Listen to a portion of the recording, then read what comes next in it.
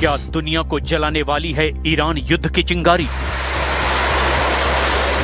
क्या ईरान से उठने वाली है बारूद की सुनामी? क्या ईरान की चेतावनी तीसरे विश्व युद्ध का अलार्म है? ये जंग का सबसे डरावना पड़ाव है। यहां से अगर हालात नहीं संभले तो उस चेतावनी को समझ लीजिए जो ईरान के राष्ट्रपति मसूद पेजेश्कियन ने दी है। ज़ायोनिस्ट शासन की नीति अपने आप में राज्य प्रायोजित आतंकवाद है। अमेरिका ने ईरान पर जो हमला किया है और हमारे शहीद नेता की हत्या की है, वो अंतर्राष्ट्रीय विवादों में एक नया और खतरनाक उदाहरण बनाता है जो वैश्विक कानूनी व्यवस्था को कमजोर कर देगा। अगर दुनिया अभी भी मजबूती से खड़ी नहीं हुई तो इसका दायरा बढ़ेगा और इसकी आग बहुतों को झुलसा देगी। ईरान ने अब तक इस जंग में बहुत कुछ खोया है। नागरिक, नेता, दशकों से खड़ा किया गया इंफ्रास्ट्रक्चर, ऑयल साइट्स और साउथ पास गैस फील्ड जैसे अहम ऊर्जा ठिकानों पर हमले हुए।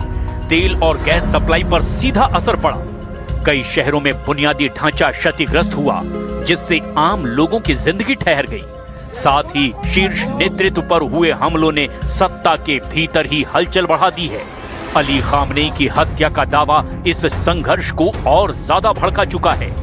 यानी ये सिर्फ नुकसान नहीं, ये एक ऐसा दबाव है जो अमेरिका इजराइल बनाम ईरान की जंग को और विस्फोटक बना सकता है। इतना विस्फोटक कि उसकी बारूदी लहर दुनिया को अपने शिकंजे में कस सकती है। क्योंकि इस जंग के विस्तार का सिर्फ एक एपिसेंटर नहीं है, बल्कि 5 एपिसेंटर हैं जो इस जंग की चेन रिएक्शन को पूरी दुनिया तक पहुंचा सकते हैं। पहला, ईरान के सुप्रीम लीडर अली खामनेई की हत्या का बदला। दूसरा, पश्चिम एशिया में प्रॉक्सी वॉर का फैलाव। लेबनान, सीरिया, इराक और यमन तक ईरान समर्थित गुटों की एंट्री। तीसरा, अमेरिका बनाम ईरान सीधा टकराव, खाड़ी में सैन्य जमावड़ा और स्ट्राइक्स का खतरा। चौथा, ग्लोबल एनर्जी इंफ्रास्ट्रक्चर पर हमले, तेल और गैस सप्लाई चेन को निशाना। पांचवा और सबसे खतरनाक, स्ट्रेट ऑफ हॉर्मुज, जहां से गुजरने वाला तेल पूरी दुनिया की अर्थव्यवस्था को पकड़ कर बैठा है। Despite the fake news that is unfortunately being spread since the start of the war 20 days ago, we are winning and Iran is being decimated. Iran's missile and drone arsenal is being massively degraded. सवाल इस बहस से कहीं बड़ा है कि jet गिरा या नहीं। असली चिंता ये है कि क्या अब दुनिया का सबसे आधुनिक और अभेद्य माना जाने वाला स्टेल्थ फाइटर भी इस जंग में पूरी तरह सुरक्षित नहीं रहा। यही इस संघर्ष का सबसे खतरनाक संकेत है, क्योंकि अब ये टकराव उस मुकाम तक पहुंच चुका है जहां तकनीक, सैन्य शक्ति और वैश्विक प्रतिष्ठा तीनों दांव पर लगी है। और जब हालात ऐसे बन जाएं कि सुपर पावर की सबसे बड़ी ताकत भी चोटिल नजर आने लगे, तो ये साफ संकेत होता है कि ये सिर्फ एक क्षेत्रीय युद्ध नहीं रहा, बल्कि एक ऐसे वैश्विक टकराव की शुरुआत है जिसकी गूंज दूर तक सुनाई दे सकती है।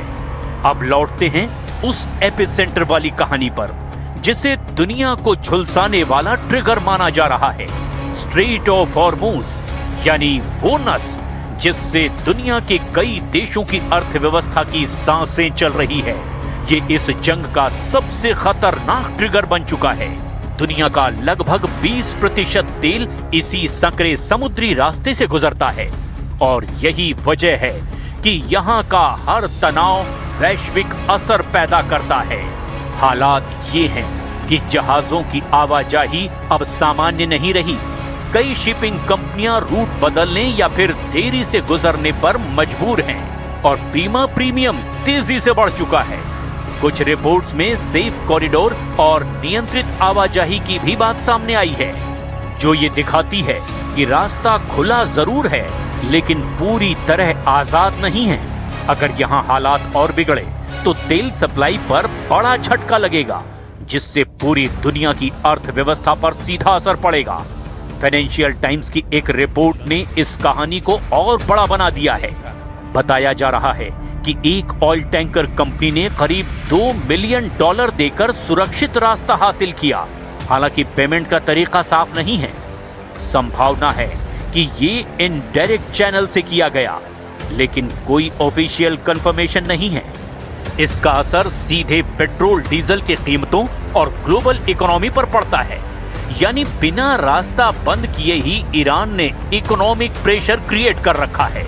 इतना ही नहीं, अब इस तनाव में दुनिया की बड़ी ताकतें भी सीधे तौर पर सक्रिय होती दिख रही हैं। United Kingdom, France, Germany, Italy, Netherland और जापान जैसे देश अब होर्मुज में जहाजों की सुरक्षा के लिए एस्कॉर्ट सिस्टम का प्लान कर रहे हैं। इनमें से जापान को छोड़कर 5 देश नेटो का हिस्सा हैं, जिससे ये साफ हो जाता है कि ये मुद्दा अब केवल क्षेत्रीय नहीं रहा, बल्कि वैश्विक रणनीतिक टकराव का केंद्र बन चुका है। लेकिन दिलचस्प बात यह है कि ये देश सीधे सैन्य टकराव से बचना चाहते हैं और पहले हालात के शांत होने का इंतजार कर रहे हैं। Bonsoir à toutes et tous.